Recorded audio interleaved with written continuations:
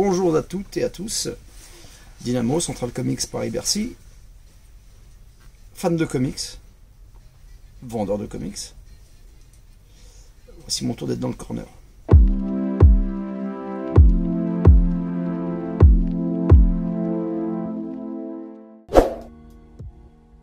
Définitivement Joker. Je ne peux pas me prononcer là. J'aime les deux.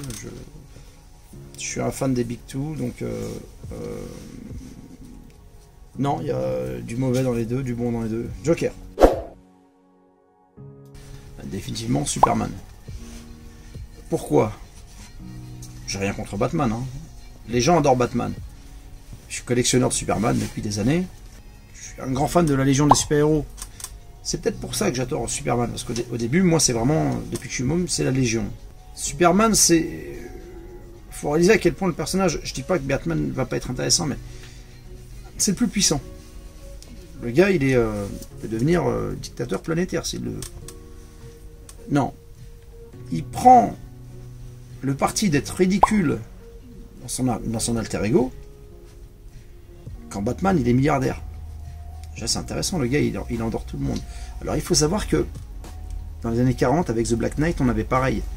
C'était le bouffon de la cour, un lâche, alors que c'était le plus grand bretteur de Camelot.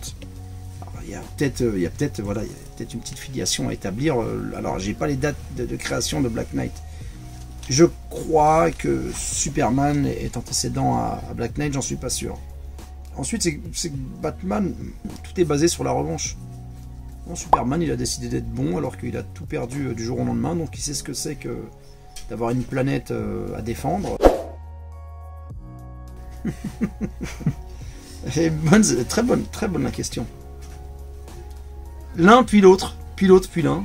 L'un puis l'autre, puis l'autre puis l'un. Pourquoi? Parce que mon personnage préféré chez Marvel, j'en aime beaucoup. Je suis un fan de Captain America, je suis un fan de Black Panther, bien avant les films.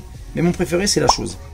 Maintenant, la période Wayne, Claremont, Cockrum, Byrne et Austin, Special Strange, voilà, trop de bons souvenirs d'enfance. Mais même chose avec les albums Luke des 4 Fantastiques. Joker, j'aime les deux. Joker. Forcément, Jack Kirby, même si Joe Simon a été un petit peu son coach à un moment donné. Jack Kirby, je vais vous dire pourquoi. Alors, j'espère que les gens vont comprendre là où je veux en venir, mais je regardais les Vengeurs, j'étais avec ma fille à l'époque qui avait... j'étais un peu taré d'avoir 2 ans et demi, je crois. Ma femme et ma petite belle-sœur.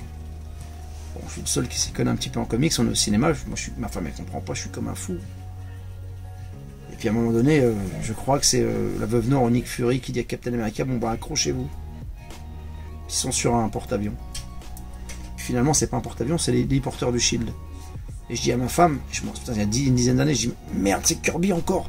Il a tout fait, Kirby, donc Jack Kirby, c'est obligé. Bronze, définitivement. Pourquoi? Parce que d'abord, il y a une maturité scénaristique qu'on n'a pas encore. Alors, je peux pas comparer les tractions avant avec les bolides d'aujourd'hui. Il y a du charme, qu'on n'a jamais retrouvé, d'après moi. Il y a du charme dans le Golden Age qui n'existera plus. Voilà, pour faire simple. Bronze, c'est ma période favorite. J'adore le silver, mais le bronze. Le bronze. C'est difficile de comparer les deux, d'une part. Ils sont amoureux du comics, tous les deux. Grant Morrison a un défaut que Geoff Johns n'a pas. Grant Morrison, je me dis quelquefois, il écrit pour les abonnés de la première heure. Parce qu'il met en place des concepts, il rend hommage, comme le fait Geoff Johns, mais pour moi c'est moins accessible. Je parle en termes de clientèle. J'ai aimé 25 à 30% de ce que Grant Morrison a fait sur les X-Men. Et puis quand il relaunch la GLA, je crois que les 50 premiers numéros c'est lui. On s'embête pas un seul moment. Donc 51% pour Geoff Johns et 49% pour Grant Morrison. D'abord, il y a Flash 123, avec les deux Flash qui vont... Une poutrelle qui tombe sur un ouvrier, puis les deux cavalent, mais dans des plans dimensionnels différents, donc après ils vont se retrouver. Mais la couverture chargée d'émotions de Crisis avec Kal-El qui tient sa cousine Kara dans les bras. Je l'avais découvert en France dans Superstar Comics chez Reddit. Voilà, elle me revient toujours à l'esprit. Puis il y en a aussi une autre, c'est Captain America qui a un Uzi par Mike Zeck. Captain America avec un Uzi quoi. Ouais, et il tire. Voilà, c'est parce qu'il y a une prise d'otage et pour libérer les otages, Captain America va tuer alors qu'il a tué pendant la Deuxième Guerre mondiale. Une de Kirby, Mind Bomb, Captain America quand Kirby revient, voilà, parce que c'est le King et j'aime bien lui rendre hommage. Je vais pas être original si je dis Superman, c'est un de mes préférés c'est sûr, j'aime bien Savage Dragon, j'aime bien Captain Marvel le cri mais je préfère Warlock, Jim Starlin, pas Deadpool. Fait chier le monsieur avec ces questions. Oulala. Allez, 52% Namor pour son côté con, rebelle et Imperius Rex. Voilà. On a plus vécu des aventures fabuleuses avec Al Jordan. J'aurais préféré pour me bloquer Guy Gardner.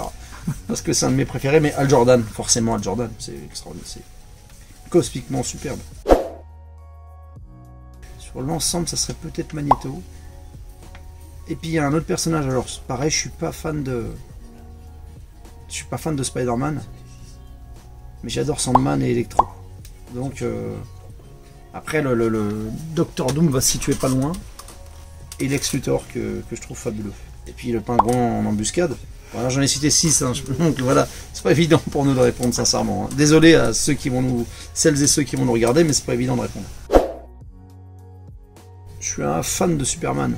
Mais alors, pour un jeune ayant vécu en France, on nous a mis dans la même équipe Iron Man, Thor, Captain America, les Vengeurs.